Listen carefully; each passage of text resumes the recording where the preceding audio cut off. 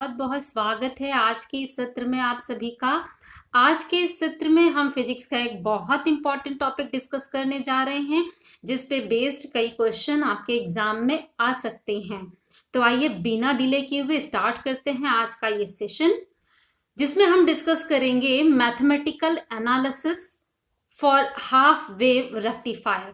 पिछले वीडियोस में हमने आपने जाना कि रेक्टिफायर क्या है, डिस्टकारी क्या होता है, और उसमें दो तरीके के रेक्टिफायर्स हमने हाफ वेव और फुल वेव दो रेक्टिफायर्स हमने आपने पढ़ा।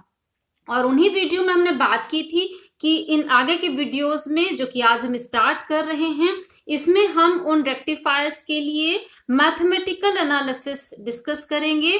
हम जानेंगे कि जो रेक्टिफायर हम यूज कर रहे हैं उसके आउटपुट में जो हमें वैल्यू मिल रही है उसमें कितना डीसी वोल्टेज है, कितना डीसी करंट है, कितना आरएमएस वोल्टेज है, आरएमएस करंट यानी रूट मीन स्क्वायर वैल्यू कितना है, जो रेक्टिफायर दिष्टकारी हम यूज कर रहे हैं उसकी एफिशिएंसी, उसकी दक्षता कितनी है।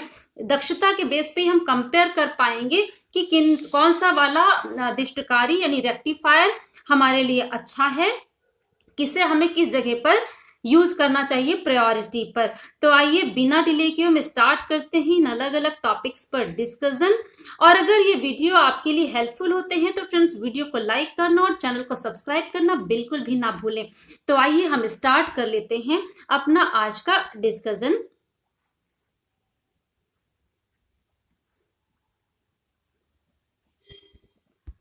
और मैथमेटिकल एनालिसिस हम स्टार्ट करते हैं।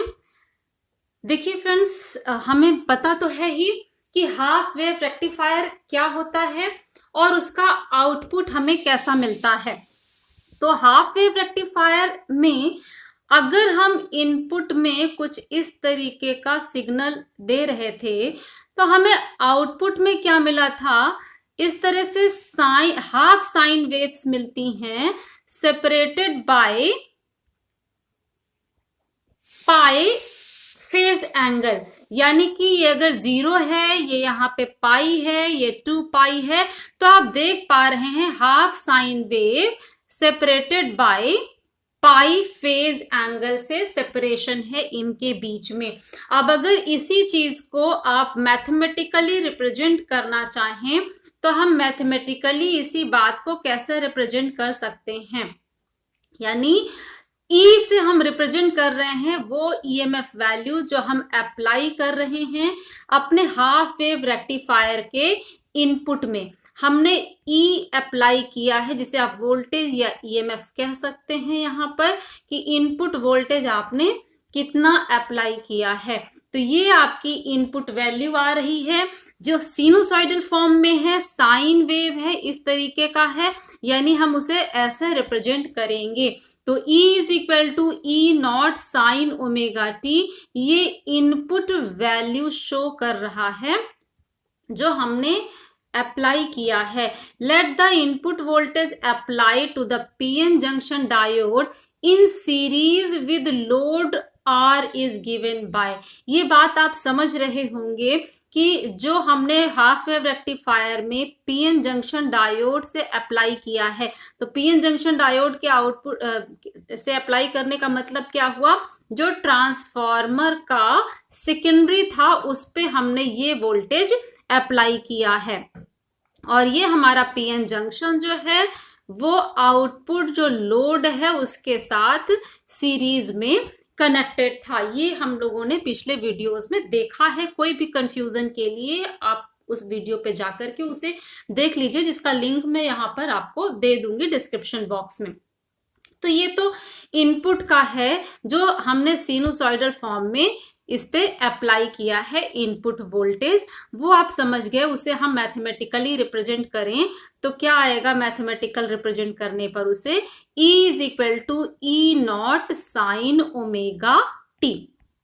ठीक है, E is equal to E naught sine omega t, जिसमें ऑफकोर्स E नॉट क्या होता है, maximum value of the applied voltage की जो मैक्सिमम वैल्यू है कितनी हो सकती है, ई नॉट के बराबर, क्योंकि साइन ओमेगा टी लिया गया, साइन ओमेगा टी की मैक्सिमम पॉसिबल वैल्यू 1 हो सकती है, और अगर ये साइन ओमेगा टी 1 हो जाएगा तो ई की वैल्यू हो जाएगी ई नॉट के बराबर, जो मैक्सिमम पॉसिबल वैल्यू होगी। अब अगर इस वोल्टेज से हम करंट निकालें तो फ्रेंड्स आपने ओम्स लॉ में पढ़ रखा है V is equal to I R. जी हाँ, बिल्कुल इसी फॉर्मूले को अगर आप यूज करें तो I क्या होना चाहिए, V अपॉन R।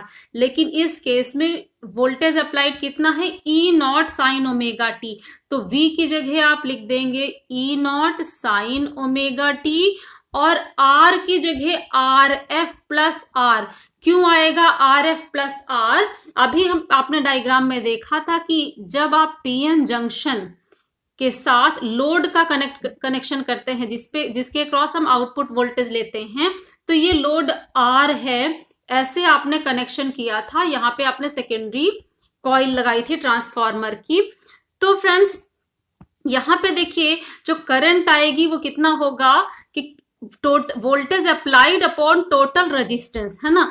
अब वोल्टेज अप्लाइड तो ई नॉट साइन ओमेगा टी है, लेकिन आपको लोड रेजिस्टेंस तो आर दिखाई पड़ रहा है, लेकिन ये जो पीएन जंक्शन डायोड है किसी ना किसी मटेरियल से बना है, कुछ तो इसका अपना रेजिस्टेंस वैल्यू होगी ना, तो उसी को हम आर एफ से रिप्रेजेंट करते हैं, और इससे हम आर एफ यानी इस पीएन जंक्शन डायोड का जो रेजिस्टेंस वैल्यू है वो है आर एफ, और ये आर एफ और आर सीरीज में है। देखिए ऐसा सीरीज में दोनों आ रहे हैं, और सीरीज में आपने पढ़ रखा है formula R is equal to R one plus R two, ऐसे आप इक्विवेलेंट वैल्यू निकालते हैं।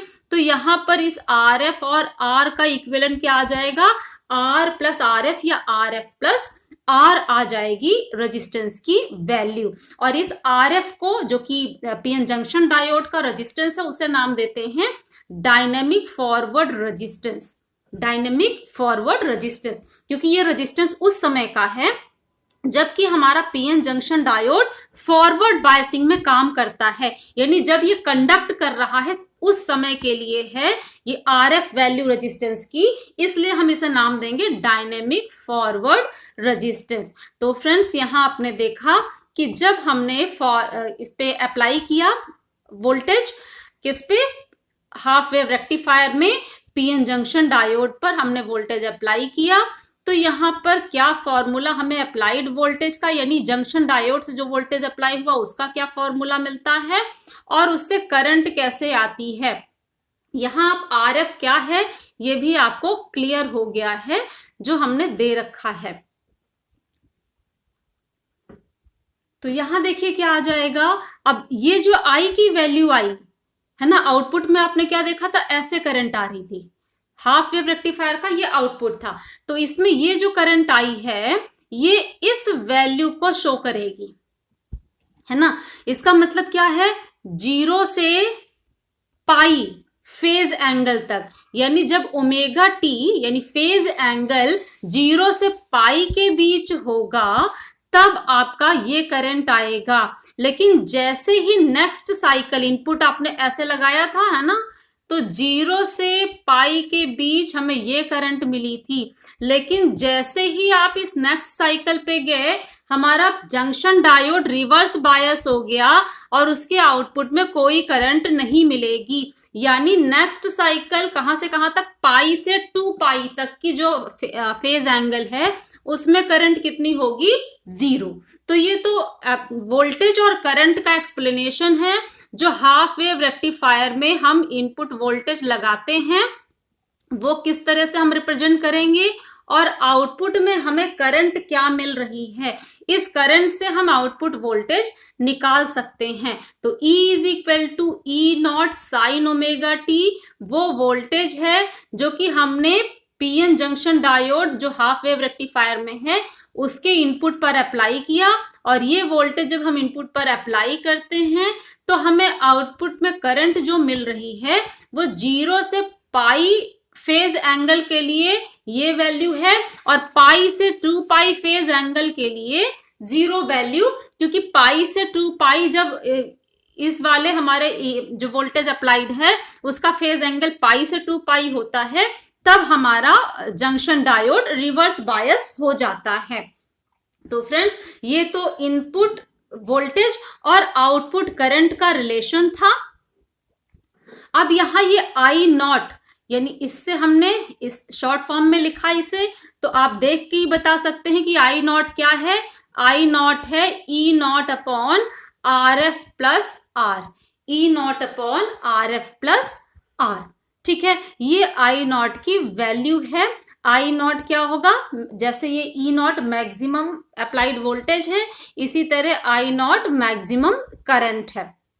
ठीक है, अब ये तो हमें इनपुट में हमने कितना वोल्टेज लगाया और आउटपुट में हमें क्या करंट मिल रही है हमने वो देख लिया। तो अब हमें इसी जो हाफ वेव रेक्टिफायर है उसका यूज क्या था, डेफिनेशन ही उसकी क्या कहती है कि एसी को डीसी में कन्वर्ट करता है। ठीक है, ऑल्टरनेटिंग करंट को डायरेक्ट करंट में कन्वर्ट करता है। तो एसी को डीसी में कन्वर्ट करता है, लेकिन कंडीशन क्या हम लोगों ने उसमें देखी थी कि ये प्योर डीसी नहीं होता है बल्कि यूनी डायरेक्शनल है, यानी जो हमारा डीसी है वो फ्लक्चुएटिंग डीसी है, यानी एक डायरेक्शन में है लेकिन ऐसे फ्लक्चुएशन के फॉर्म में है, फिक्स वैल्यू नहीं मिली थी हमें करंट या वोल्टेज की। ठीक है, इसका मतलब क्या है कि हाफ वेव रेक्टिफायर का आउटपुट जो है वो प्योर डीसी हमें नहीं दे रहा है। तो आउटपुट जो करंट है उसमें हम एवरेज डीसी निकालें। हम देखना चाहेंगे ना कि हमारा जो रेक्टिफायर है वो हमें कितना डीसी दे रहा है और कितने पल्सेस उसमें आ रहे हैं, क्योंकि उसकी एफिशिएंसी इसी बात पे, उसका काम क्या है, एसी को डीसी में कन्वर्ट करना है ना। तो अब हम देखेंगे कि हमने कितना एसी अप्लाई किया और उसमें कितना डीसी हमें कन्वर्ट होके मिल रहा है। अगर डीसी ज्यादा कन्वर्जन मिल रहा है तो एफिशिएंसी अच्छी है, और अगर कम डीसी का पार्ट आ रहा है तो उसकी एफिशिएंसी यानी दक्षता कम है, क्योंकि इस रेक्टिफायर का काम है एसी को डीसी में कन्वर्ट करना। ठीक है, देखिए अगर आपका काम है सीखना, लर्निंग है ना, तो हमने कितना बताया, उसमें से जिसने जितना ज्यादा सीखा उसकी एफिशिएंसी, उसकी दक्षता उतनी ज्यादा। इसी तरीके से रेक्टिफायर का काम है एसी को डीसी में कन्वर्ट करना। तो जिस रेक्टिफायर के आउटपुट में डीसी कंपोनेंट ज्यादा होगा, किससे, पल्सेस से, रिपल से। रिपल अभी आगे आएगा, हम आपको बताएंगे। यानी एसी को, ये समझ लीजिए आउटपुट में एसी कंपोनेंट कम रहेगी और डीसी अगर ज्यादा है तो एफिशिएंसी अच्छी है, और अगर डीसी कंपोनेंट कम है तो एफिशिएंसी अच्छी नहीं है। हम इस तरीके से एफिशिएंसी निकालेंगे आगे। तो उस एफिशिएंसी को निकालने के लिए हमें पता होना चाहिए कि ये हाफ वेव रेक्टिफायर के आउटपुट में डीसी करंट कितना आ रहा है। तो फ्रेंड्स, डीसी करंट जो है उसको हम कहते हैं एवरेज करंट। ठीक है, average value of the output current. अब एवरेज निकालने के लिए सिंपल ये समझ लीजिए कि मान लीजिए हम आपको कुछ नंबर्स देते हैं, कुछ डेटा है x1, x2, x3 and so on xn तक है, और हमने आपसे कहा इसका एवरेज बताइए। तो आप क्या करेंगे, फटाक से इन सबको ऐड करेंगे और जितने नंबर है ये यानी n नंबर तक है उससे डिवाइड कर देंगे और कहेंगे ये इसका एवरेज आ गया है। जी बिल्कुल इसी तरीके से हम यहाँ पर भी करने वाले हैं, यानी सारे पार्ट्स में हम देखेंगे कि कहाँ कहाँ पे कितना हमें मिल रही है करंट, और सबको ऐड करेंगे और फिर देखिए किससे डिवाइड करना है। देखिए यहाँ पे क्या था, आउटपुट का हमें एवरेज निकालना, डीसी वैल्यू या एवरेज करंट की वैल्यू कहाँ पे निकालनी है, आउटपुट में। और आउटपुट में आपने क्या देखा था, ऐसे पल्सेस हमें मिलते हैं हाफ वेव रेक्टिफायर में, है ना, यानी 0 से पाई तक फर्स्ट पल्स, फिर पाई से 2 पाई तक ब्रेक, है ना, सेपरेशन है, फिर इससे आगे फिर पल्स आएगी और फिर सेपरेशन आ गया। तो इस तरीके का आपको यहाँ पे आउटपुट मिल रहा था। अब अगर इसका एवरेज निकालना हो, है ना, तो अब हम क्या करेंगे, ये किस टर्म में हमने दिया, फेज एंगल लिया है। ठीक है, फेज एंगल जिसे हम ओमेगा टी के टर्म्स में रिप्रेजेंट करते हैं। हम आपको दो मेथड यहाँ बताएंगे, एवरेज करंट और आरएमएस करंट निकालने का, आपको जो इजी लगे आप उससे करिएगा। यहां पे देखिए 0 से आप चल रहे हैं और फेज एंगल ओमेगा टी को आप इस तरह से आगे रिप्रेजेंट करते जा रहे हैं। ये किसको रिप्रेजेंट कर रहा है? करंट को रिप्रेजेंट कर रहा है, ठीक है। अब इसका हमें एवरेज लेना है। एवरेज किस पे? 1 कंप्लीट साइकिल, यानी अगर इनपुट होता तो 1 कंप्लीट साइकिल ऐसा होता, लेकिन ये आउटपुट में 1 कंप्लीट साइकिल यहां से यहां तक, यानी 0 से 2 पाई तक, ठीक है। 0 से 2 पाई तक 1 कंप्लीट साइकिल होगा, ठीक। 0 से 2 पाई फेज एंगल। तो अब सोचिए एवरेज लेने के लिए हम इसे छोटे छोटे पार्ट में डिवाइडेड मान ले। 0 से 2 पाई तक के फेज को छोटे छोटे पार्ट में डिवाइडेड माने, और एक जनरल पार्ट हम समझ लेते हैं कि ये डी ओमेगा टी है ना। ये फेज एंगल है, उसमें डी लगा दिया तो इसका मतलब बीच का एक छोटा सा पोर्शन है। इस छोटे से पोर्शन में करंट की वैल्यू है आई, ठीक है। इस छोटे से पोर्शन में करंट की वैल्यू है आई। तो अगर हम आई इंटू डी ओमेगा टी ले लें तो वो तो इस पार्ट का कैलकुलेशन हुआ, आई इंटू डी ओमेगा टी इस पार्ट का कैलकुलेशन हुआ। ये कैलकुलेशन हम 0 से लेके 2 पाई तक सभी के लिए करना चाहते हैं तो हमें इसे इंटीग्रेशन लगाना पड़ेगा ऑन द फेज एंगल 0 से 2 पाई, ठीक है। ये क्या हो गया? 0 से लेके 2 पाई तक I into phase angle, current into phase angle. ये छोटे छोटे पार्ट्स में हमने कैलकुलेट किया करंट इंटू फेज एंगल और सभी पार्ट को ऐड किया। देखिए समझ जाइए, 0 से 2 पाई तक फेज एंगल है, ये क्या है? D omega T. Omega T अभी इसको कह दीजिए, ये है आपका ओमेगा टी, ठीक है। इसका एक छोटा पोर्शन जब हमने सेलेक्ट किया तो ये पोर्शन कहा जाएगा डी ओमेगा टी, ठीक है। अब इस डी ओमेगा टी के करस्पॉन्डिंग करंट, क्योंकि करंट तो यहाँ वेरी कर रही है ना, करंट इसमें वेरी कर रही, कुछ ऐसे करके चल रही फिर फिक्स हो जा रही है। तो जो डी ओमेगा टी वाला पार्ट है यहाँ पे मान लिया करंट है आई, तो इसी तरह 0 वाले पार्ट पे कुछ और करंट होगी, फिर कुछ और करंट होगी, अलग अलग पार्ट में करंट अलग अलग होगी। इसीलिए जहां पे वेरिएशन होता है, क्योंकि वेरिएबल करंट है ना, ऐसे करके चल रही है, ये वेरिएबल करंट है, तो इसका मतलब क्या? इसलिए हम कैलकुलस मेथड से ले रहे हैं। अब हमने इस स्मॉल पार्ट में आई इंटू फेज एंगल है ना, करंट इंटू फेज एंगल, तो इस स्मॉल पार्ट में करंट इंटू फेज एंगल क्या होगा? आई इंटू डी ओमेगा टी, ठीक है। उस स्मॉल पार्ट में कितना हो जाएगा? आई इंटू डी ओमेगा टी।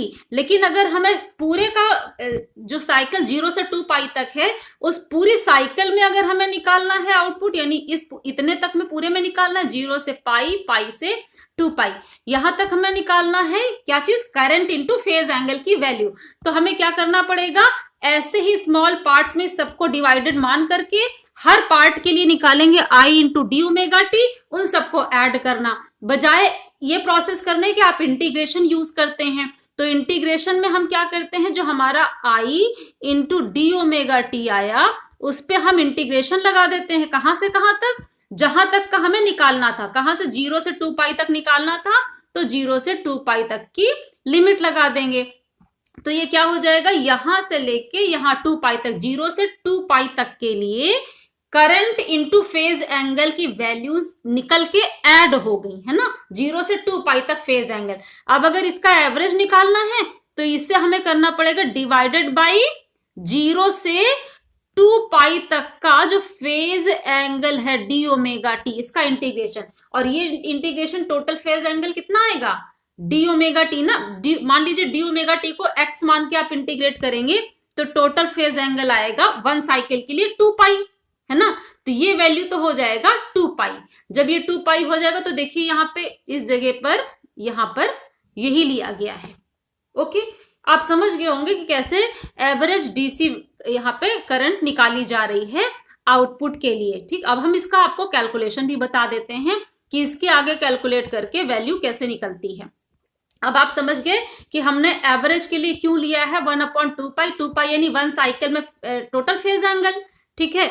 और बाकी पोर्शन 0 से 2 पाई आई डी ओमेगा टी क्यों लिया गया है, आपको ये चीजें भी क्लियर हो गई हैं। ठीक, तो ये है आपका average DC value of the output in a half wave rectifier. जो हाफ वेव रेक्टिफायर है उसके आउटपुट में कितनी एवरेज करंट मिलेगी, ये उसके लिए हमने लिख लिया।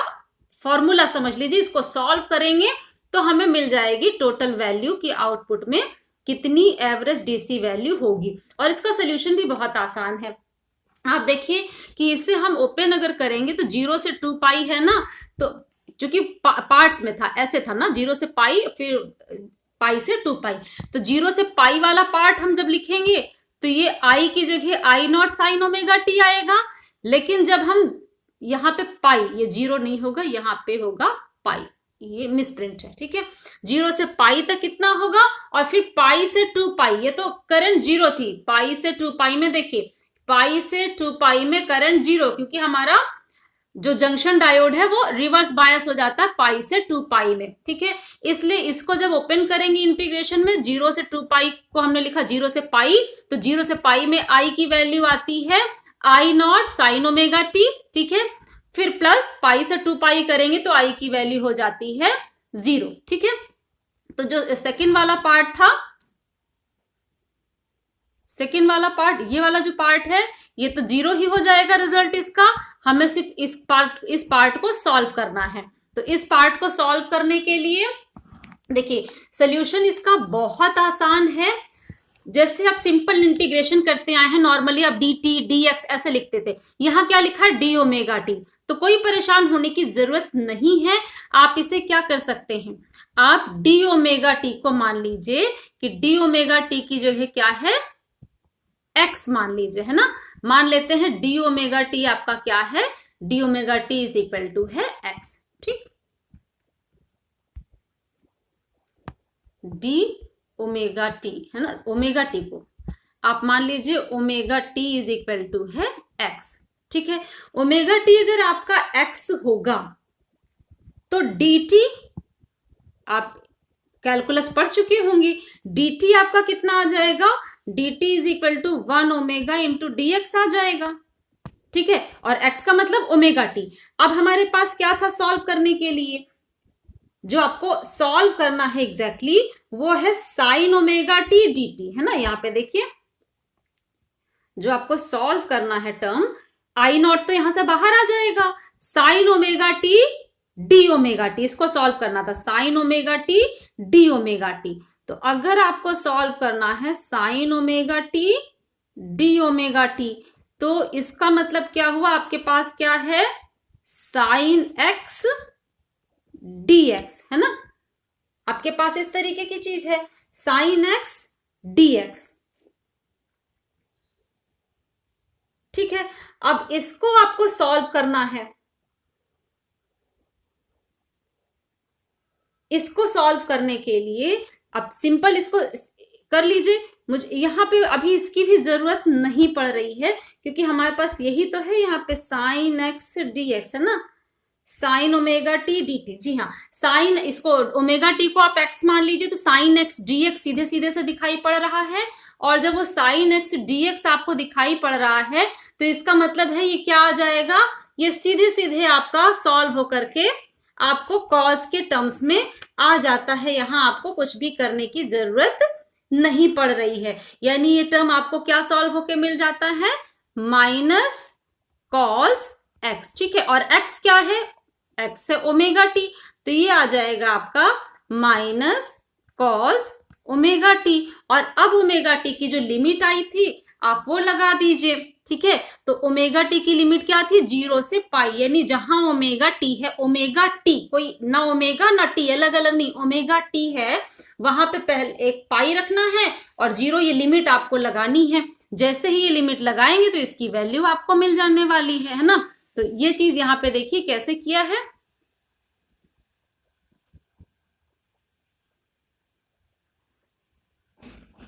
ठीक, ये यहाँ पे लिमिट लगा दी गई, तो ये वैल्यू क्या आ गई इसकी, देखिए आई नॉट डिवाइडेड बाई 2 पाई, है ना।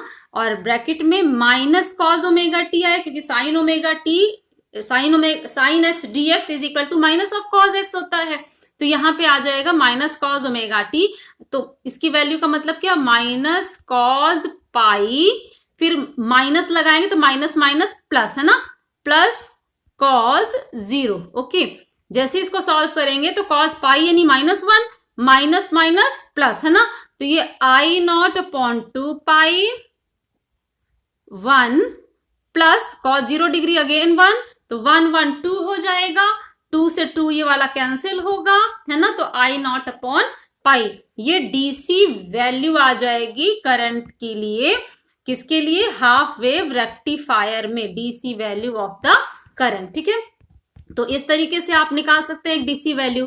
अभी हम आपको एक दूसरा तरीका भी बताएंगे, लेकिन पहले तरीके से आपको आरएमएस वैल्यू निकालना भी बता दें। तो friends, root mean square, RMS का मतलब क्या होता है, रूट मीन स्क्वायर।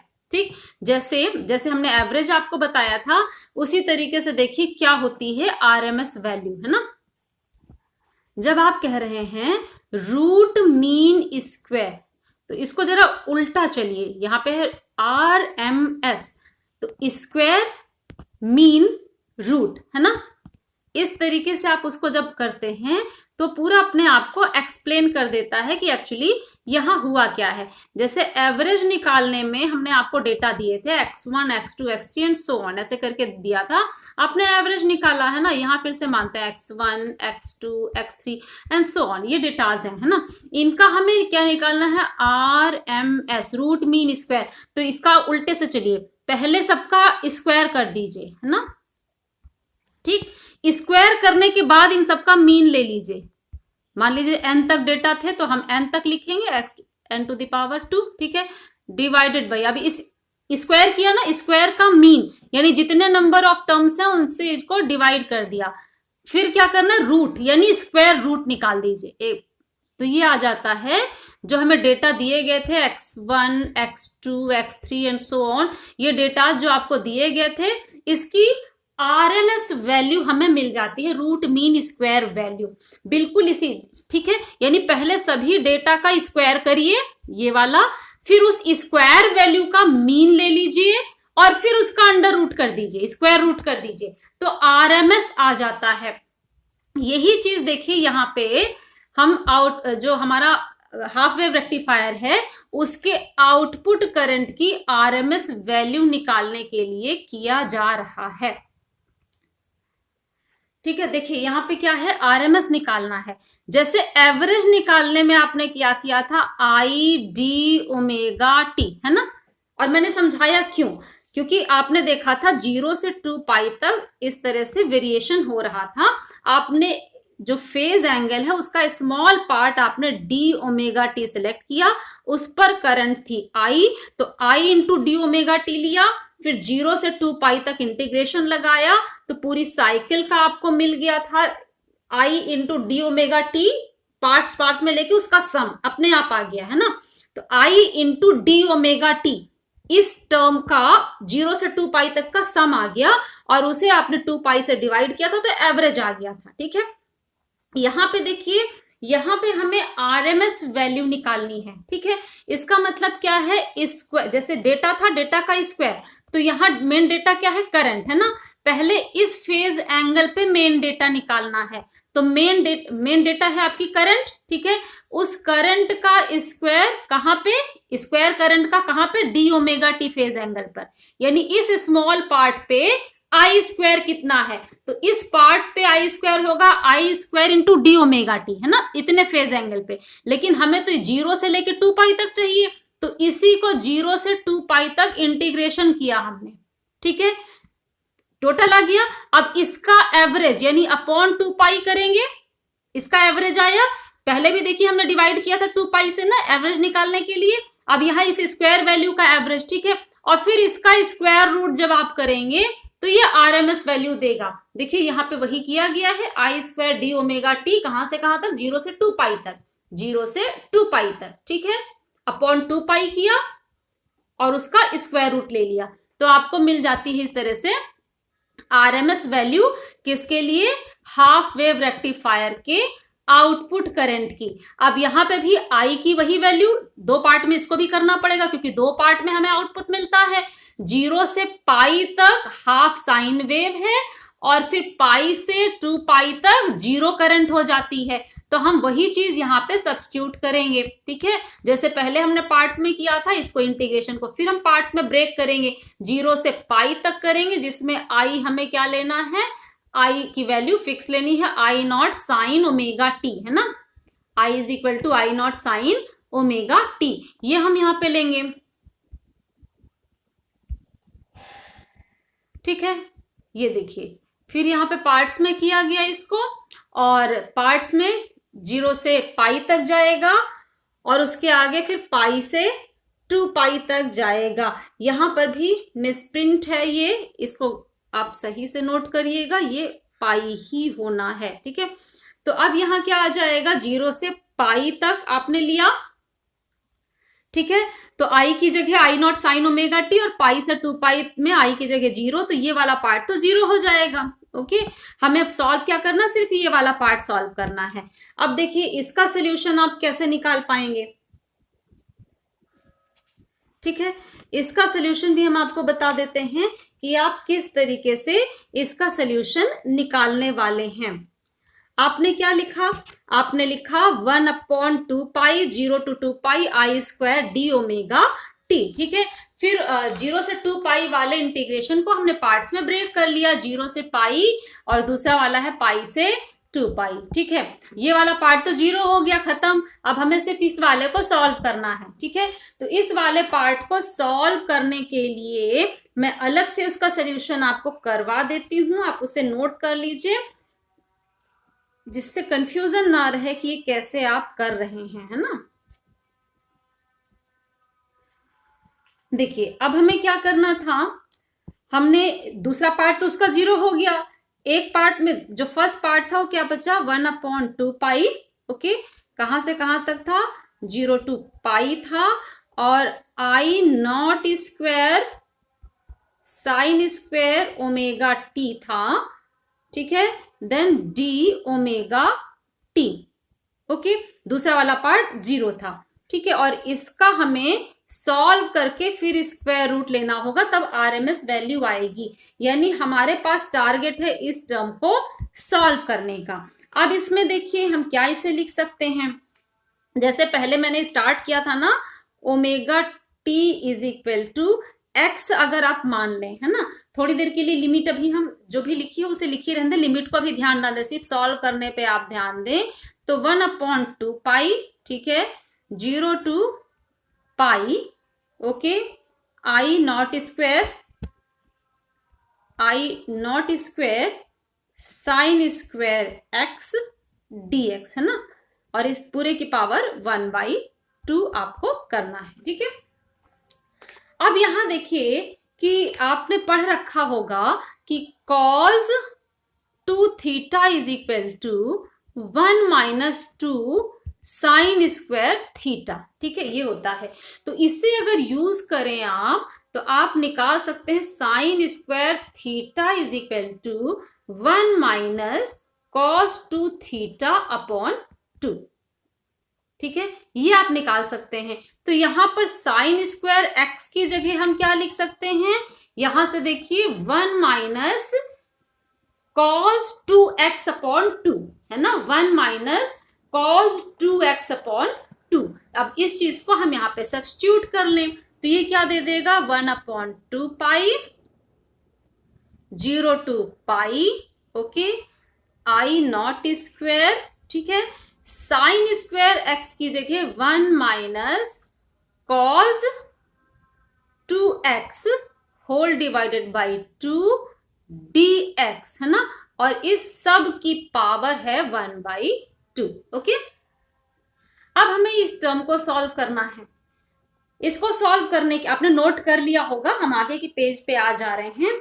अब इसको आप सॉल्व कैसे कर सकते हैं, इसे सॉल्व करने के लिए फिर वही ब्रैकेट ओपन करेंगे, यानी अब हम उसे क्या लिख सकते हैं, आई नॉट स्क्वायर जो टर्म था हमारे पास उसको हम बाहर ले लें, ठीक है, I naught square upon 2 pi into 2, 4 pi बन जाएगा, ठीक है।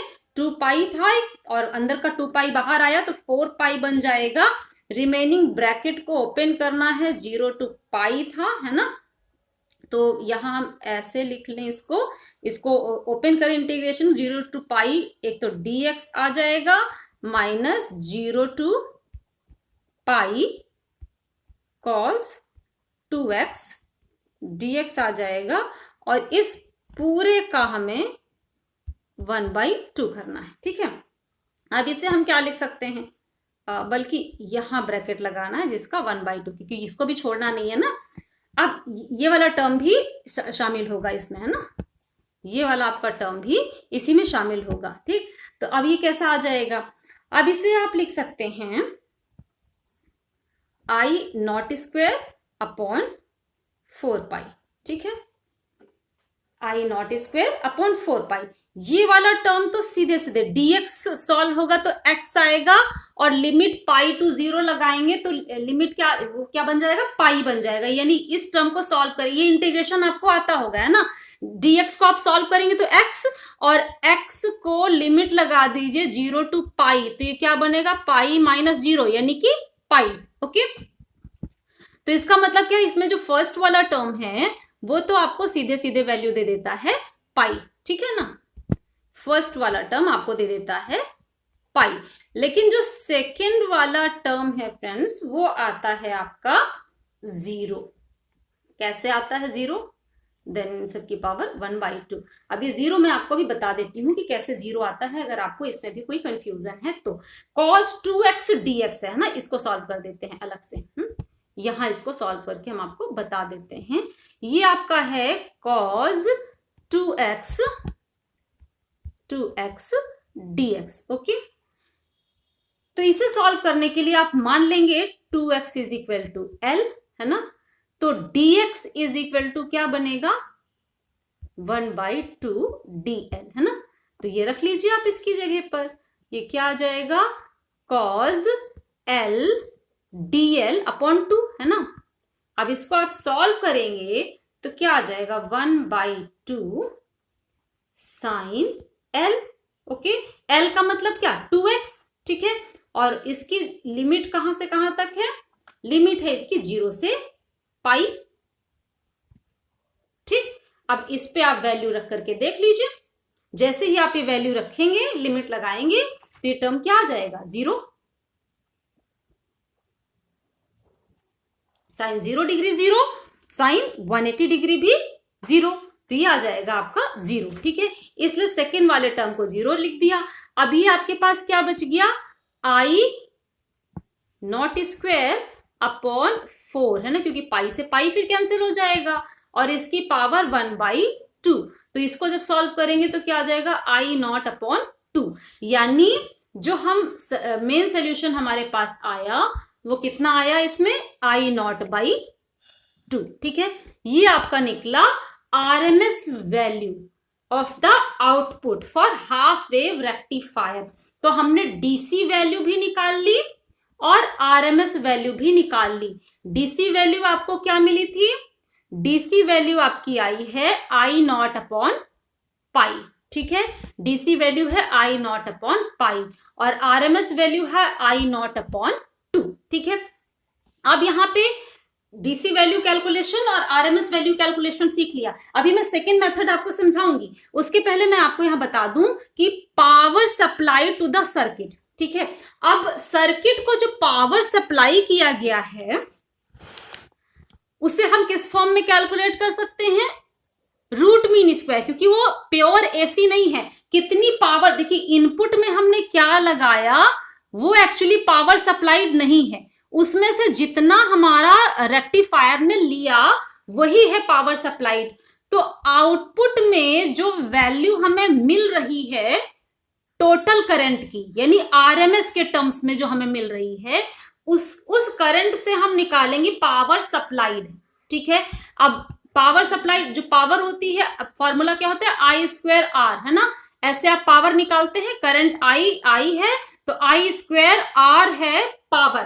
तो यहां रेक्टिफायर के लिए पावर सप्लाइड कितनी होनी चाहिए, रेक्टिफायर के लिए पावर सप्लाइड आनी चाहिए आपकी, तो रेक्टिफायर ने एक्चुअली कितना करंट टोटल इससे सप्लाई, टोटल करंट कितनी सप्लाई होके गई आउटपुट में, तो वो RMS से निकलेगा, क्योंकि RMS में एसी कंपोनेंट और डीसी कंपोनेंट दोनों है यहाँ पे जब हमने आरएमएस निकाला, ठीक है। तो इस वजह से पावर सप्लाइड हम आरएमएस वैल्यू से ही, रूट मीन स्क्वायर वैल्यू से निकालते हैं। ये ना तो डीसी को इग्नोर करता है ना एसी को, ठीक है। तो अभी जो हमने आरएमएस निकाला तो आई स्क्वायर इंटू आर का फॉर्मूला लगाइए, तो आई की जगह ये आरएमएस वैल्यू रखेंगे इंटू आर, आर की जगह टोटल रेजिस्टेंस, क्योंकि कितने रेजिस्टेंस से ये करंट जो हमने दिया है, जो फ्लो होकर के आउटपुट तक गई है रेक्टिफायर में, वो कितने रेजिस्टेंस से फ्लो की। तो एक तो आउटपुट का लोड रेजिस्टेंस है ना, और दूसरा यहाँ पे RF resistance, dynamic forward resistance. जबकि हमारा जंक्शन डायोड कंडक्ट करता है, उस कंडीशन में जो डायोड का रेजिस्टेंस है वो है आरएफ, और आरएफ और आर सीरीज में है, इस वजह से टोटल रेजिस्टेंस हम यहाँ कितना लेते हैं, आरएफ प्लस आर। तो ये जब आपने लिया और आई आरएमएस की जगह आई नॉट बाई 2 आपने लिखा, तो हमें ये मिल जाता है वैल्यू, ये वैल्यू हमें मिल जाती है power supplied to the circuit from the AC source, यानी हम रेक्टिफायर को कितनी पावर सप्लाई करते हैं। लेकिन हम स्टडी तो करना चाहते हैं इसकी एफिशिएंसी को, तो एफिशिएंसी के लिए ये काम क्या करता है, हम इसे ये टोटल पावर जो इसको दी जाती है उसमें से कितना उसने डीसी दिया है, हमें जितना टोटल पावर उसने लिया उसका कितना पार्ट उसने डीसी के फॉर्म में दिया। जो एसी के फॉर्म में है वो तो आपको यूज का ही नहीं है ना, वो काम ही एक्चुअली नहीं हुआ। तो डीसी के फॉर्म में जो पावर हमें मिला कहाँ, लोड के क्रॉस आउटपुट में। देखिए जो इनपुट से होकर के जा रहा है उसके लिए टोटल रेजिस्टेंस होगा आर एफ प्लस आर, है ना, क्योंकि इनपुट से ये वाली करंट इनपुट से होकर के गई है ना। यदि टोटल कितनी पावर हमने दिया है, जो रेक्टिफायर ने एक्सेप्ट किया है इनपुट के रूप में, वो आरएफ प्लस आर रेजिस्टेंस से फ्लो करती है। लेकिन आउटपुट कहाँ लेते हैं हम, आउटपुट लोड के क्रॉस लेते हैं, ठीक है। किस फॉर्म में लेनी है, डीसी फॉर्म में। इसलिए आउटपुट जो एवरेज पावर है सप्लाई टू द लोड, यानी आउटपुट में जो एक्चुअल डीसी पावर हमें मिल रही है वो कैसे निकालेंगे, आई डीसी स्क्वायर इंटू आर। सिर्फ लोड के अक्रॉस हमें निकालना है, यानी अब यहाँ पे हमें डीसी वाली करंट जो हमने निकाली थी जिसकी वैल्यू आई थी आई नॉट अपॉन पाई, ठीक है, फॉर अ कंप्लीट साइकिल, कहां से 0 से 2 पाई तक जो साइकिल था उसकी जो डीसी एवरेज वैल्यू आई थी उसके लिए हमने लिया है यहाँ पे, है ना। तो आई डीसी की जगह आई नॉट अपॉन पाई लिखेंगे, इंटू आर करेंगे, सॉल्व कर देंगे, तो ये आ जाता है टोटल डीसी आउटपुट पावर, ठीक है। अब एफिशिएंसी, तो एफिशिएंसी का मतलब क्या कि हमारा रेक्टिफायर जो है वो क्या काम कर रहा है, एसी को डीसी में कन्वर्ट कर रहा है। कितनी एसी पावर आपने दी है उसको, ये है एसी पावर जो दी है उसे, और ये है लोड के क्रॉस डीसी पावर जो आपको मिली, ठीक है। तो जो एसी आपने डीसी पावर, कितनी आपने टोटल इनपुट एसी पावर दी है उसका कितना पार्ट डीसी में कन्वर्ट होकर लोड के क्रॉस मिल रहा है, ये होता है एफिशिएंसी, है ना। और उस एफिशिएंसी को अगर परसेंटेज में निकालना है तो इंटू 100 कर देंगे, ठीक है। अब ये डीसी पावर जो भी हम लोगों ने निकाली उसकी वैल्यू रख दिया, और एसी पावर जो आपने अभी कैलकुलेट की है उसकी वैल्यू रख दिया। इसको जैसे ही आप सॉल्व करते हैं तो देखिए हाफ वेव रेक्टिफायर की एफिशिएंसी आपको मिलती है 40.6 upon 1 plus RF upon R percentage, है ना। यहां से आप देखिए कि ये जितना छोटा होगा वो आपको बेहतर एफिशिएंसी देगी, यानी if RF is less than R, ठीक है, ये RF is less than R, ये आरएफ छोटा होता, जितना आरएफ छोटा होता जाएगा, डायनेमिक फॉरवर्ड रेजिस्टेंस जितना छोटा, तो ये वाला टर्म उतना ही छोटा हो जाएगा, ठीक है। आरएफ अपॉन आर उतना ही छोटा हो जाएगा, और आरएफ अपॉन आर अगर छोटा हो गया देन एफिशिएंसी इज मैक्सिमम। क्यों, न्यूमरेटर और डिनोमिनेटर के बीच के बेस पे देखिए 1 तो फिक्स है ना। अब ये अगर छोटा होता जाए, ये जितना छोटा इसकी ये वैल्यू उतनी मैक्सिमम की तरफ जाएगी, यानी आरएफ जितना छोटा होगा उतनी ही मैक्सिमम एफिशिएंसी आपको मिलेगी, ठीक है। और आरएफ अगर 0 हो जाता है तो मैक्सिमम जो एफिशिएंसी हाफ वेव रेक्टिफायर देता है वो 40.6% ही देता है, इससे ऊपर एफिशिएंसी नहीं है, यानी ये 100% आपको जो एसी इनपुट इसने लिया है उसको ये डीसी में कन्वर्ट नहीं करता। 40.6% ही इसकी एफिशिएंसी हो रही है। ये आपने इसमें देखा। फिर नेक्स्ट देखिए, हम रिपल पे आते हैं। अभी मैं सेकेंड मेथड आपको बताऊंगी किस तरह से एवरेज करंट और आरएमएस वैल्यू ऑफ करंट आप निकाल सकते हैं। वो भी आप जरूर देखिएगा, क्योंकि वो मुझे बेसिक डेफिनेशन लगती है जो आपको आनी चाहिए कि एक्चुअली ये एवरेज और आरएमएस किस चीज के लिए, क्यों यहाँ पे लिए जाते हैं। उसके पहले हम आपको रिपल फैक्टर बता दें कि रिपल क्या होते हैं। देखिए, जो हमने रेक्टिफायर यूज किया, दिष्टकारी यूज किया, उसने एसी को प्योर डीसी में नहीं कन्वर्ट किया, बल्कि पल्सेटिंग डीसी था, यूनिडायरेक्शनल था, लेकिन पल्सेस के साथ था। जैसे हाफ वेव रेक्टिफायर में हमें आउटपुट में ये पल्सेस मिले। इसका मतलब क्या है कि इसमें डीसी और एसी दोनों के कंपोनेंट प्रेजेंट है, ठीक है। इसीलिए एफिशिएंसी जब निकाला हमने हाफ वेव रेक्टिफायर की तो 40.6 मैक्सिमम एफिशिएंसी मिलती है। इसका मतलब क्या है, जो एसी हमने उसको सप्लाई किया है उसको उसने पूरी तरह से डीसी में कन्वर्ट नहीं किया है। तो रिपल फैक्टर वही टर्म है जो हमें बताता है कि जो हमें जो रेक्टिफायर आउटपुट दे रहा है उस आउटपुट में डीसी कंपोनेंट कितना है और एसी कंपोनेंट कितना होगा, ठीक है। तो रिपल फैक्टर क्या है, the output of a rectifier contains unidirectional DC, है ना, current as well as a part of AC, यानी डीसी और एसी दोनों के पार्ट हैं जो रेक्टिफायर का आउटपुट है उसमें, है ना, प्योर डीसी नहीं है। A measure of the AC component is given by ripple factor R, यानी जो हमारा रेक्टिफायर है उसके आउटपुट में कितना एसी कंपोनेंट प्रेजेंट होगा, वही एसी कंपोनेंट को रिपल फैक्टर से रिप्रेजेंट करते हैं। ओके, जिसका सिंबल है आर, रिपल फैक्टर का सिंबल है आर। ये क्या मेजर कर रहा है, AC component present in the output of the rectifier. Rectifier का काम है डीसी में कन्वर्ट करना, लेकिन प्योर डीसी नहीं मिली, डीसी के साथ कुछ एसी भी मिली, है ना। तो वो एसी कंपोनेंट कितना है उसका मेजरमेंट है रिपल फैक्टर, ठीक। इसलिए आर क्या आएगा, रिपल फैक्टर क्या होगा, RMS value of the AC component of the output. Output में जो एसी कंपोनेंट का एवरेज आप ले नहीं सकते कंप्लीट साइकिल का, क्योंकि एसी की एक पूरी साइकिल का अगर आप एवरेज निकालेंगे तो ये और ये मिलके 0, यानी एसी के कंप्लीट साइकिल का एवरेज आ जाएगा 0। इसलिए एसी का हम आरएमएस वैल्यू ही निकालते हैं, यानी जो हमारा रेक्टिफायर है उसके आउटपुट में जो हमें मिली है करंट, उसका एसी कंपोनेंट का RMS value divided by average या DC component of the output, ठीक। वहां देखिए यूनिडायरेक्शनल है, इसका मतलब है डीसी और एसी दोनों कंपोनेंट है ना, डीसी और एसी दोनों कंपोनेंट प्रेजेंट हैं। तो डीसी कंपोनेंट कितना है उसकी एवरेज वैल्यू, और एसी कंपोनेंट जितना है उसका आरएमएस वैल्यू, और RMS value of the AC component divided by average value of the DC component, है ना।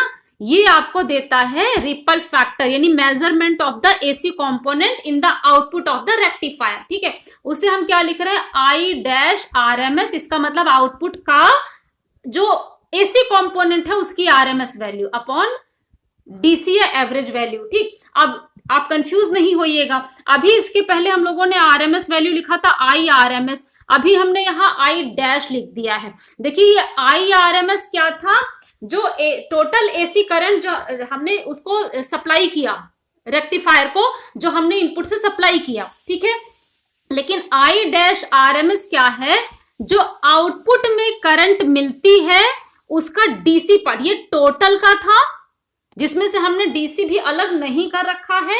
लेकिन आई डैश आरएमएस का मतलब क्या है, डीसी अलग निकाल दिया, सिर्फ एसी वाला जो पार्ट बचा है उसका आरएमएस वैल्यू ये ले रहा है, यानी इसमें डीसी भी है और एसी कंपोनेंट भी है। लेकिन आई डैश आरएमएस में वो पार्ट है जो हमने डीसी अलग करके सिर्फ एसी कंपोनेंट लिया है, यानी आई डैश आरएमएस और डायरेक्ट करंट और जो टोटल सप्लाइड करंट है उसका आरएमएस, ठीक है। इनका अगर रिलेशन निकालते हैं तो वो रिलेशन हमें मिलता है I D C square plus I dash R M S square is equal to I R M S square. ठीक है, अब आप समझ गए होंगे आई आर एम एस क्या है, जिसमें डीसी और एसी दोनों कंपोनेंट है। ठीक है, इतना सप्लाई किया हमने, इतने सप्लाइड में से जो डीसी पार्ट मिला वो आई डीसी है, और उसमें जो एसी वाला कंपोनेंट साथ में है वो I dash R M S है। ठीक है, इनका रिलेशन ऐसा होता है। ठीक है, इसको थोड़ा सा हम सिंप्लीफाई करें तो हमें कुछ ऐसा रिलेशन मिल जाता है, दोनों side I D C square से डिवाइड कर दिया है। ठीक है, अब यहाँ पे ये टर्म हमें चाहिए था रिपल के लिए, है ना, यानी आरएमएस वैल्यू किसका, AC component in the output उसका स्क्वायर अपॉन डीसी का करंट का स्क्वायर। तो ये रिपल निकालने के लिए आप क्या करेंगे, इस वन को इधर ले जाएंगे और बोथ साइड स्क्वायर रूट आप लगा देंगे, तो हमें ये टर्म मिल गया, यानी ये क्या है, रिपल फैक्टर आर। ठीक है, तो रिपल फैक्टर आर इतना आया। और अभी देखिए थोड़ी देर पहले हम लोगों ने जो करंट सप्लाइड है, टोटल वैल्यू सप्लाइड करंट की, उसकी आरएमएस वैल्यू निकाली थी। आरएमएस वैल्यू क्या आई थी, आई नॉट अपॉन 2 अभी निकाला था, और डीसी वैल्यू भी निकाली थी आई नॉट अपॉन पाई। उनकी वैल्यू जैसे हम सब्स्टिट्यूट करते हैं तो आई आरएमएस अपॉन आई डीसी कितना आ जाता है, पाई बाई 2, और ये पाई बाई 2 यहाँ पे सब्स्टिट्यूट कर दीजिए, ला करके आप सब्स्टिट्यूट करके सॉल्व करेंगे तो रिपल कितना आता है, ripple factor for half wave rectifier 1.21। Ripple क्या था, जो आरएमएस वैल्यू है एसी कंपोनेंट का अपॉन डीसी वैल्यू, और हमें क्या चाहिए था, डीसी ज्यादा चाहिए था, लेकिन इसमें देखिए 1.21 ये रेशियो आ रहा है। इसका मतलब है हाफ वेव रेक्टिफायर के आउटपुट में एसी कंपोनेंट ज्यादा, ये 1 से ज्यादा आया ना, इसका मतलब न्यूमरेटर ज्यादा डिनोमिनेटर कम है, तभी तो 1 से ज्यादा आया। इसका न्यूमरेटर ज्यादा होने का क्या मतलब हुआ, न्यूमरेटर यानी ये वाला पार्ट है ना, न्यूमरेटर ज्यादा होने का मतलब क्या है, इसमें सीधा सा मतलब है कि एसी पार्ट ज्यादा और डीसी पार्ट कम है। दैट मीन्स ये एक बहुत अच्छा डिवाइस नहीं है एसी को डीसी में कन्वर्ट करने के लिए। ओके, रिपल फैक्टर 1 से ज्यादा आया तो ये बहुत अच्छा डिवाइस नहीं है जो एसी को डीसी में कन्वर्ट करे, क्योंकि एसी पार्ट आउटपुट में ज्यादा है, डीसी पार्ट आउटपुट में कम है। ठीक है, और हाफ वेव रेक्टिफायर का ही एक और इंपॉर्टेंट टर्म आता है peak inverse voltage. Peak inverse voltage क्या होता है, जब हम इसमें जंक्शन डायोड यूज करते हैं हाफ वेव रेक्टिफायर में भी और आगे फुल वेव रेक्टिफायर में भी आपने देखा है। ठीक है, तो जंक्शन डायोड जो यूज कर रहे हो वो कब एक बार फॉरवर्ड बायस होता है, एक बार रिवर्स बायस होता है। तो रिवर्स बायस यानी नॉन कंडक्टिंग उसका जो कंडीशन होता है, रिवर्स बायस कंडीशन, उस कंडीशन में हमारा जंक्शन डायोड कितना मैक्सिमम रिवर्स वोल्टेज उसके क्रॉस लगता है ना, उसी को कहते हैं पीक इनवर्स वोल्टेज।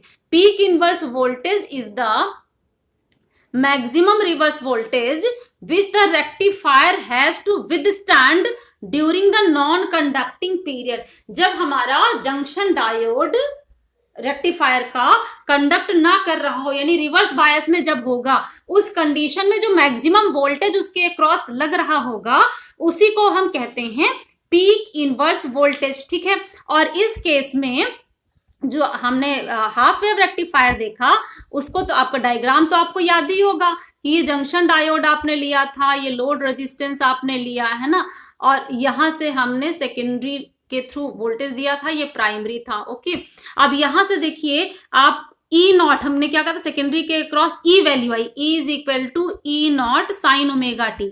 तो इसकी जो मैक्सिमम वैल्यू है वो कितनी है, ई नॉट, जो मैक्सिमम वैल्यू लग रहा है वो है ई नॉट। ठीक है, तो जब फॉरवर्ड बायस है तो ये पॉजिटिव ये नेगेटिव था, जब यही रिवर्स बायस होता तो ये नेगेटिव ये पॉजिटिव हो जाता है, लेकिन जंक्शन डायोड के अक्रॉस जो मैक्सिमम रिवर्स वोल्टेज लगा वो कितना आया, मैक्सिमम वैल्यू ई नॉट।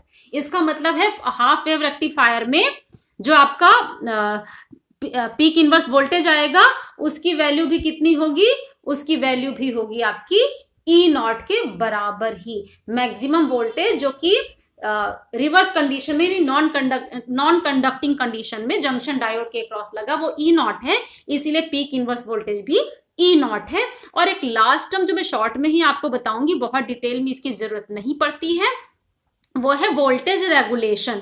ठीक है, रेगुलेशन का आप मतलब समझ रहे हो कि आउटपुट वोल्टेज को कांस्टेंट यानी फिक्स रखने की जो उसकी कैपेसिटी होती है, उसी को वोल्टेज रेगुलेशन से आप देखते हैं यहाँ पर, है ना। यानी किसी चीज का इफेक्ट ना पड़े, कोई भी वेरिएशन हो रहा हो लेकिन आउटपुट वोल्टेज फिक्स बना रहे, तो आप वोल्टेज रेगुलेशन अच्छा कहेंगे। लेकिन अगर बहुत सारे वेरिएशंस का इफेक्ट पड़ जाता है आउटपुट वोल्टेज पर, तो वोल्टेज रेगुलेशन अच्छा नहीं होगा। और आपका जो हाफ वेव रेक्टिफायर है उसका वोल्टेज रेगुलेशन बहुत अच्छा नहीं आता है, क्योंकि वोल्टेज रेगुलेशन जो है आप देख रहे हैं कि जैसे जैसे ये आपकी करंट यहाँ पे चेंज होगी, आईडीसी की वैल्यू बढ़ती है, इसका इफेक्ट पड़ता है और आउटपुट वोल्टेज कांस्टेंट नहीं रह पाता है, यानी कि इसका वोल्टेज रेगुलेशन बहुत अच्छा नहीं है, इसका वोल्टेज वेरी करता है। ठीक है, तो ये हमारा हाफ वेव रेक्टिफायर का था कि वोल्टेज किस तरीके से इसका रेगुलेट होता है या नहीं होता है। तो हमने एफिशिएंसी भी देखी, हमने पीक इनवर्स वोल्टेज भी देखा, हमने वोल्टेज रेगुलेशन भी देखा, और जैसा कि मैंने आपसे अभी प्रॉमिस कर रखा था कि आपको मैं बताऊंगी दूसरा इसका भी तरीका जो कैलकुलेशन का है, तो जहां से हम बेसिक डेफिनेशन से स्टार्ट करेंगे। और बेसिक डेफिनेशन देखिए, अगर हमसे कहा जाए कि एवरेज वैल्यू ऑफ एसी क्या है, जो हम अभी तक निकाल रहे हैं ना, मीन वैल्यू, डीसी वैल्यू, वो एक्चुअली क्या चीज है, तो इस बेसिक डेफिनेशन से आप इसको आराम से इस डेफिनेशन से भी निकाल सकते हैं, जो अभी आपने थोड़ी देर पहले लिया था इसका फॉर्मूला।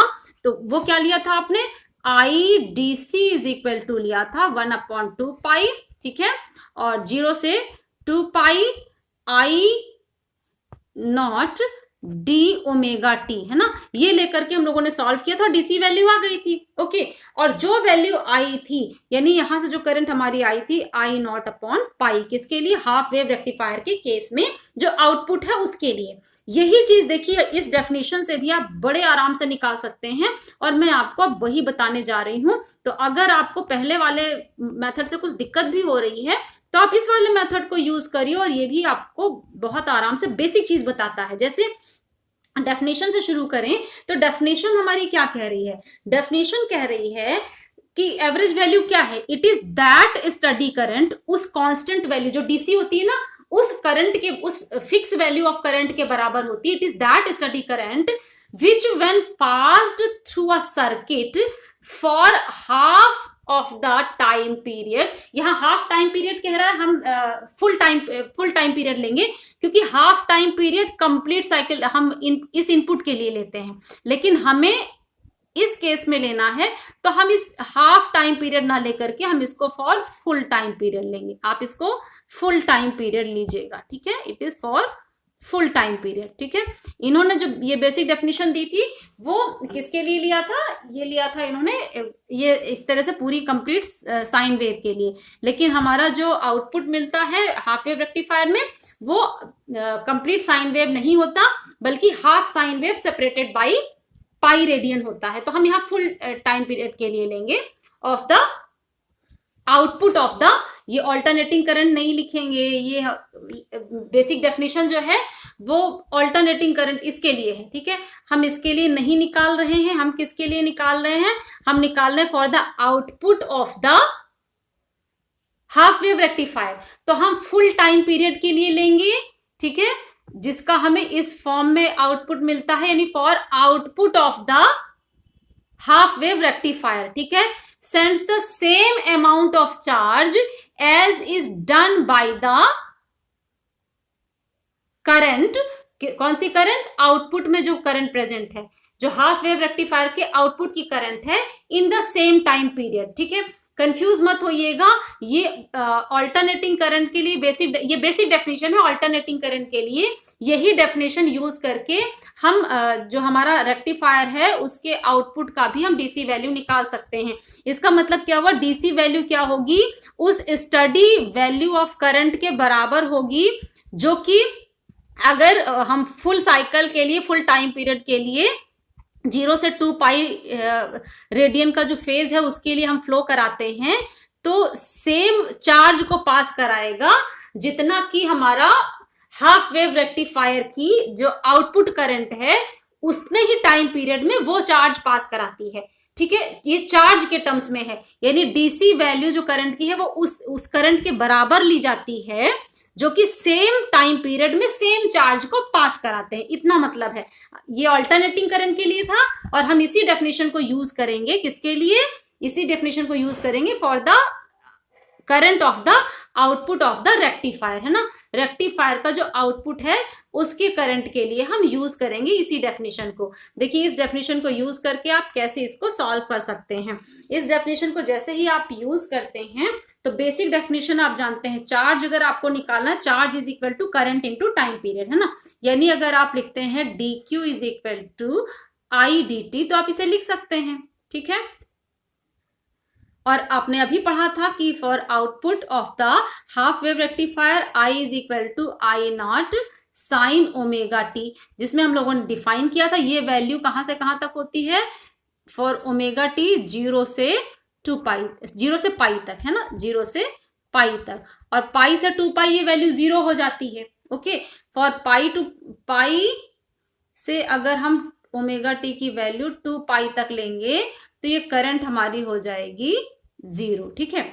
अब इसी चीज को हमें टोटल करंट कितनी पास होती है फॉर कंप्लीट टाइम पीरियड, तो Q इज इक्वल टू 0 से, अब टाइम के टर्म्स में, अब फेज एंगल के टर्म्स में अगर ओमेगा टी है तो टाइम के टर्म्स में तो टाइम पीरियड आएगा ना T, है ना। तो ये हो जाएगा आपका आई नॉट, आई की जगह I naught sine omega t, ठीक है, और dt ये लिख सकते हैं हम, ठीक है।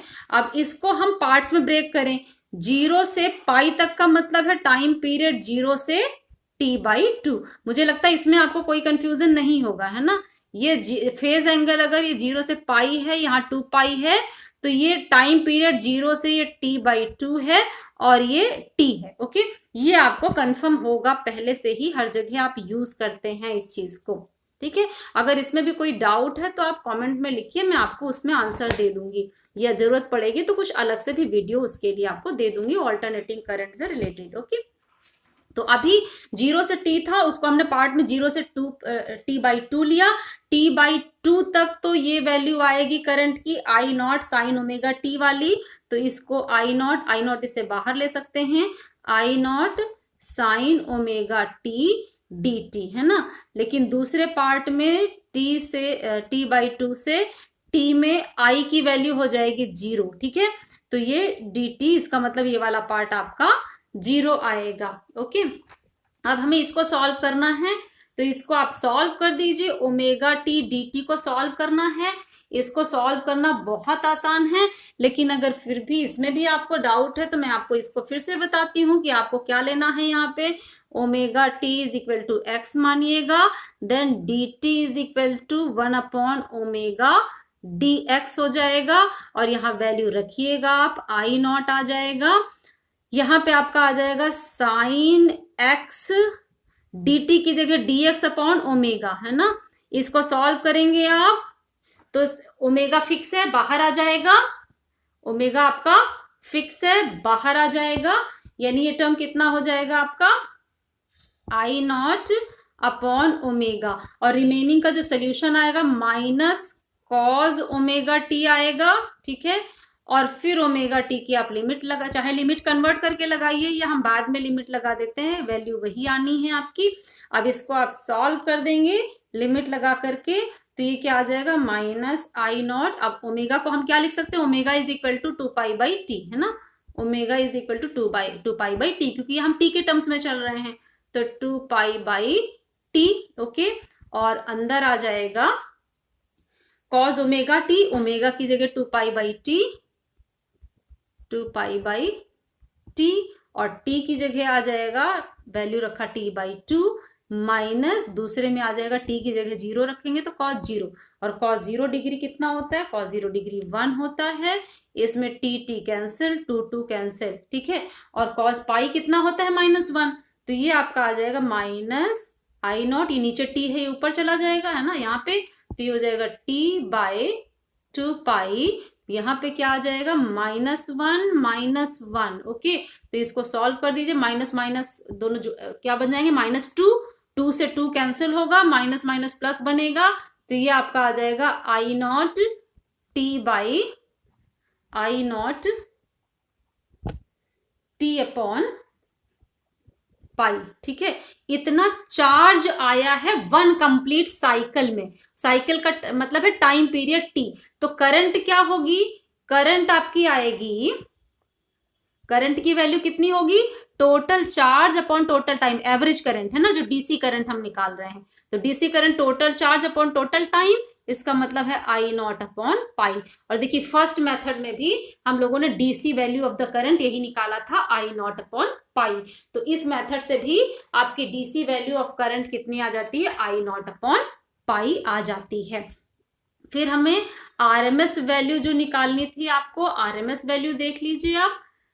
आरएमएस वैल्यू क्या कहता है, जैसे डीसी वैल्यू क्या था कि डीसी करंट वो है जो कि उतनी ही चार्ज सेम टाइम में उतना ही चार्ज फ्लो कराती है जो चार्ज जो रेक्टिफायर का आउटपुट करंट फ्लो कराता था। यानी चार्ज के टर्म्स में हम बताते हैं कि आपकी क्या है एवरेज करंट या डीसी करंट क्या है। ठीक है, समझ के, डीसी वैल्यू टी टाइम में जितना चार्ज फ्लो कराएगी वो वही उस करंट के बराबर होता है जो आपका रेक्टिफायर का आउटपुट जो चार्ज फ्लो कराता है उतने ही टाइम में। ठीक, लेकिन अब आरएमएस वैल्यू क्या कहती है, ये उस स्टडी करंट के बराबर होती है आरएमएस वैल्यू।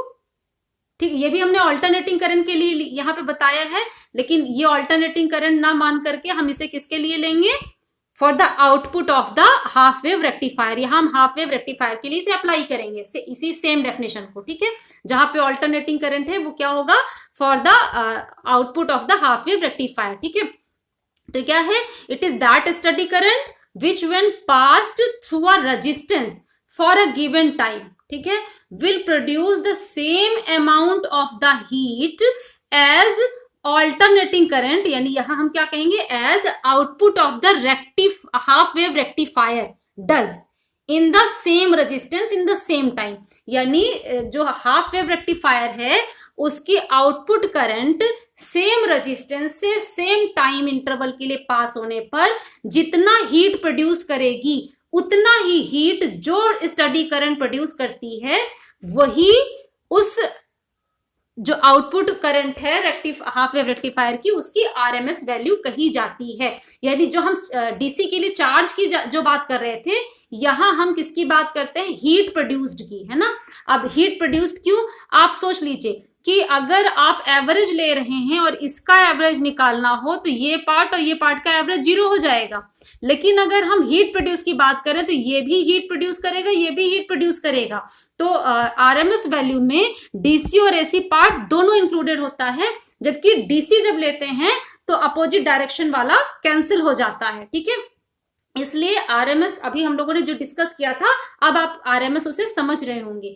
अब ये हीट प्रोड्यूस के बेस पर हम किस तरीके से कैलकुलेट कर सकते हैं, और देखिएगा सेम वही रिजल्ट आएगा जो अभी इसके पहले हम लोगों ने कैलकुलेट किया है। यहां हम डेफिनेशन के बेस पर निकाल सकते हैं। देखिए हीट प्रोड्यूस की जो बात हम लोगों ने की है, तो हीट प्रोड्यूस यानी H, ओके, और स्मॉल पार्ट में अगर लिखते हैं तो DH is equal to I square R d t, है ना। आई स्क्वायर आर टी आपने पढ़ा होगा, DH है तो DT ले लिया। अब अगर टोटल हीट प्रोड्यूस हमें चाहिए तो टोटल हीट प्रोड्यूस के लिए आई स्क्वायर आर डी टी को इंटीग्रेट करेंगे, कहां से कहां तक, कंप्लीट साइकिल के लिए टाइम इंटरवल में 0 से T तक। ठीक है, इसको भी दो पार्ट में आप लिखिए, 0 से T/2 तक आप लेंगे तो करंट की वैल्यू आएगी, यानी आई की जगह I naught sine omega T, I naught square हो जाएगा R sine square omega T D T. आपको समझ में आया होगा कि आई की जगह हमने लिख दिया आई नॉट साइन ओमेगा टी, क्योंकि हाफ साइकिल में ये वैल्यू है। और दूसरा वाला पार्ट हो जाएगा 0, कहां से, T से T/2 के लिए। क्यों, क्योंकि वहां सेकेंड हाफ में आउटपुट की करंट 0 होती है, ऐसा हमें आउटपुट मिल रहा था। ठीक है, हाफ वेव रेक्टिफायर के आउटपुट में सेकेंड हाफ जो साइकिल का है उसमें करंट 0 हो जाती है। तो अब हमें सिर्फ इस पार्ट को सॉल्व करना है। ठीक है, इस पार्ट को आप कैसे सॉल्व कर सकते हैं, इस पार्ट को सॉल्व करने के लिए देखिए जो कांस्टेंट टर्म है उसको बाहर ले लीजिए, I naught square R constant term है, तो ब्रैकेट के अंदर क्या बचा, 0 से t/2 sign square omega T dt। ठीक है, ये आपके पास बच गया। और अभी थोड़ी देर पहले हम लोगों ने देखा था कि कैसे इसे हम cos 2 थीटा से रिलेट करते हैं, है ना। आपने क्या देखा था अभी कि अगर आप लिखते हैं cos 2 theta is equal to 1 minus 2 sine square theta, इसको सॉल्व करें तो साइन स्क्वायर ओमेगा टी की जगह हमें क्या मिल जाएगा वो हम यहाँ पे लिखेंगे। थीटा की जगह ओमेगा टी लिखिएगा और साइन स्क्वायर ओमेगा टी की वैल्यू निकाल लीजिए, जो आता है उसे हम यहाँ पे सब्स्टिट्यूट करेंगे, यानी आई नॉट स्क्वायर आर 0 से t/2 और साइन स्क्वायर ओमेगा टी की जगह आ जाएगा 1 minus cos 2 omega T divided by 2 into dt। ठीक है, अब हम इसको सिंप्लीफाई करेंगे, तो हमें सिंप्लीफाई करने के लिए इस ब्रैकेट इसको खोलना पड़ेगा ना, तो ये भी इंटीग्रेशन में आ जाएगा और ये अलग इंटीग्रेशन में आ जाएगा। इस 2 को बाहर निकाल सकते हैं, है ना, तो उसको हम बाहर निकाल लेते हैं। तो हमारे पास क्या आ जाएगा, हमें मिल जाएगा I naught square R by 2 बाहर आ गया और हमें अंदर क्या मिला 0 से t/2 dt माइनस 0 से t/2 cos 2 omega T dt। ठीक है, अब यहां पे देखिए ये जो ये वाला टर्म है ये तो सीधे से दिख रहा है आपको, dt का मतलब इंटीग्रेशन t, और लिमिट लगाएंगे तो ये वैल्यू आ जाएगी t/2, ये आपको आ रहा होगा समझ में, है ना। I naught square R by 2, first वाला टर्म क्या आया dt आया, देखिए dt का हो गया t, dt का हो गया आपका t और उसकी लिमिट t/2 और 0 है, तो ये हो जाएगा t/2 माइनस 0, तो माइनस 0 का कोई मतलब नहीं है, उसे हम हटा देंगे और इसका मतलब इसका रिजल्ट इस इंटीग्रेशन की जगह आ जाएगा t/2, वो वैल्यू रख देंगे। आइए वो वैल्यू रखते हैं यहाँ पर, जैसे ही हम वो वैल्यू रखेंगे यानी यहाँ पे वैल्यू क्या आएगी t/2 और ये वाला जो टर्म है इसका इंटीग्रेशन हो जाएगा 0। अभी पीछे इसी तरीके का इंटीग्रेशन हमने कर रखा है, इसलिए इसे मैं दोबारा से आपको नहीं बता रही हूं। यहाँ पर भी आप जो 2 ओमेगा टी है उसको x मान लीजिए या कुछ और मान लीजिए, l मान लीजिए और उसको सॉल्व करेंगे तो ये रिजल्ट आपका आ जाता है 0 के बराबर आएगा। इसे आप करके देखिए, आपको कंफ्यूजन है तो आप कमेंट में लिखिएगा, तब मैं बता दूंगी। वैसे इसी वीडियो में भी किया था, आप आराम से कर लेंगे इसे। ठीक है, तो अब यहाँ देखिए इसको अगर हम सिंप्लीफाई करते हैं तो ये तो टोटल हीट प्रोड्यूस आ गया।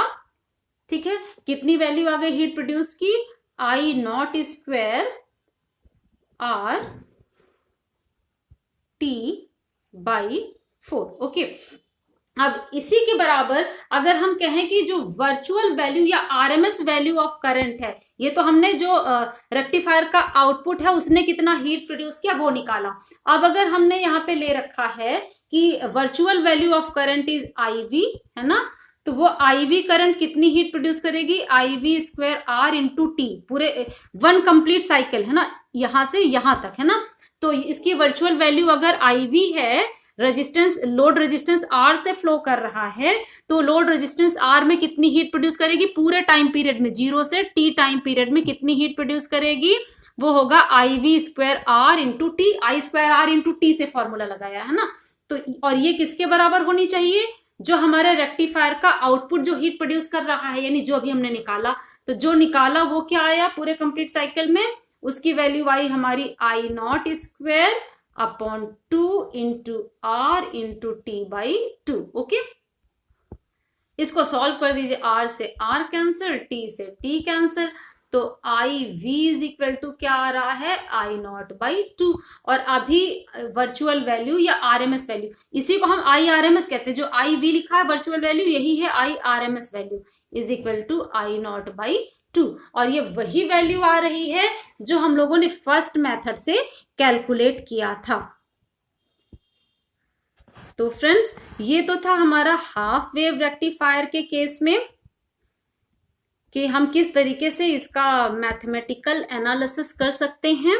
और अब हम बहुत शॉर्ट में अगले वीडियो में फुल वेव रेक्टिफायर का यही मैथमेटिकल एनालिसिस देखेंगे जिससे हम फुल वेव रेक्टिफायर के भी बारे में जान सकें कि उसका रिपल फैक्टर कितना आता है ना, वो कितना बेहतर है, या कौन सा वाला आपका हाफ वेव रेक्टिफायर अच्छा है कि फुल वेव रेक्टिफायर अच्छा है, उसकी कंपैरेटिव स्टडी कर पाए। आज तो हमने हाफ वेव रेक्टिफायर की एफिशिएंसी देखी, कैसे हम दक्षता उसकी निकाल सकते हैं, कितना आउटपुट में रिपल हमें मिलता है, क्योंकि एसी पार्ट तो है ही, तो हमें पता होना चाहिए कि कितना ज्यादा है कितना कम है रिपल फैक्टर क्या होता है, वो भी आपने देखा। तो आज के वीडियो में हाफ वेव रेक्टिफायर के बारे में इतना ही।